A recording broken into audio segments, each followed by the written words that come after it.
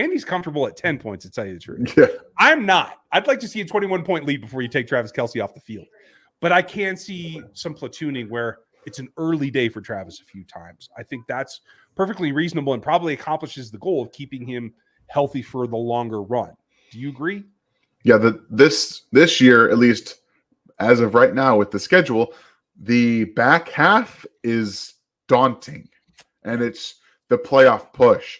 If you can save a couple of snaps here, 10 or 15 snaps there for Kelce to have him fresher for that stretch into the postseason, it's all going to be worth it. And that's where this tight end group, that's why I think this year, this is the Jody Fortson, you got to have it year. Okay. You need to show that you can be at least somewhat impactful in an absence of Travis Kelce to show, or at least when he's on the field at the same time, to take some of that off of him. Okay. This tight end group is going to have to step up to get him past that hump to play down the stretch where it's going to be more important that he's a focal point of the defense to open up everybody else. Earlier in the season, you can make it work. Later, when the defenses get better, when it gets colder, when defenses are more keying on everything and they have more film on you, that's when you need Travis Kelce, personally. Save it where you need it most, right? You use your best weapon in the best situation that helps you. Thank you, Justin. Great question. Steve, as well. What players on the current roster might lose playing time this year? Let's split it, Dan. You want offense or defense? I'll take defense and go on. Okay. Okay. The guy that I think might lose the most is MVS. If everything goes according to plan, he's going to line out there, start the season. Could I see it be more sporadic as things go on? If Rashee Rice comes on, certainly if this acquisition of D-Hop becomes a reality, that changes the whole formula, to tell you the truth. But it becomes about who can be dynamic. And one thing about MVS, he's made some good plays, he's made some bad plays. Is dynamicism really what he brings to the table? That's not what I would lead with. So if you got to have some kind of like push comes to shove, if Kadarius is coming on, if Sky Moore is doing what we expect him to do, it might be MVS that has to give up a few snaps. At the same time, the speed is something I don't think Andy Reid wants to take off the field because that shrinks what he wants to do, right? He wants to open up the middle of the field and the intermediate parts with that speed. So I push back on that myself. But defensively, you guys are going to like this answer, and it's Nick Bolton.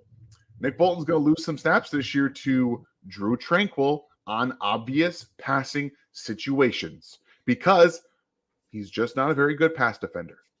He does not have a great feel for space. I'm going through Trent McDuffie's games right now, and there are just times where he looks so uncomfortable in space, like he doesn't know that there's someone behind him just screaming across the field. That awareness is not there from him.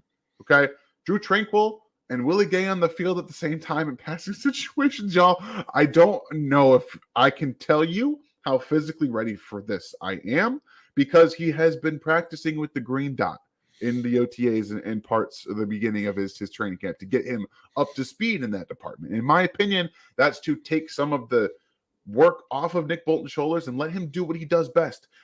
Downhill, ruin the run game for the offense, and then force it to Drew Tranquill and Willie Gay to play in the passing downs to be at your best. I think that makes the most sense.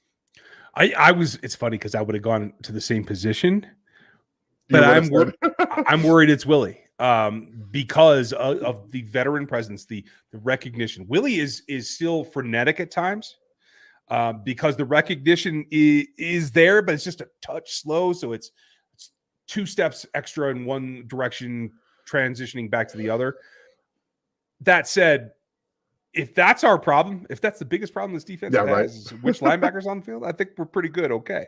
The other guy that I would mention is Derek Nottie, because I do expect more passing down situations. I feel like the spreading of the offense, the wide receiver core be able to get more first downs, be able to build more drives, puts the defense in more situation where they can pass rush specifically. And we all know that Derek's a first and second down kind of player. Yeah. I also think Kendrick Coburn just might be better. I really think that he just might be better. Let's see what he looks like after an actual professional practice. I know. I'm getting a little too hyped for a player who's never touched the field in the NFL. Right. I'm just saying. I like the guy too. I'm just saying. What's up, Micah? How are you? What's the most you would trade up, Dan, for Bowers in 24? What? Nothing. Zero. Brock Bowers is going to be I will not trade up for Brock Bowers. He's going to be a top 5 draft pick. Yeah. I'm betting the Chiefs are picking at 32 next year. I don't know about you guys, but we're talking multiple first-round draft picks to go up to get a tight end. Okay. Just no. And no. I love tight ends too. I love Brock Bowers. Brock Bowers is fantastic. He's a fantastic Brock, I'm going to need you to get some kind of weed violation this season or something to knock down your profile. Because if you get to 15, then I would, if I am Brett Veach, start looking to come up. If he approaches 10, okay? If he approaches pick 10, okay, I'm all in. Find a way to go get him, okay? But he's going to be a top 5 pick in my opinion, and just no. He's just that good. Won't do it. Just go watch him on the jet sweep. It'll tell you everything you need to know. It's not even about the downfield routes. Speed for a tight end is nuts. His speed for a tight end is nuts. It doesn't make sense. And for my cousins that I know you guys are watching, you don't have to text me every time.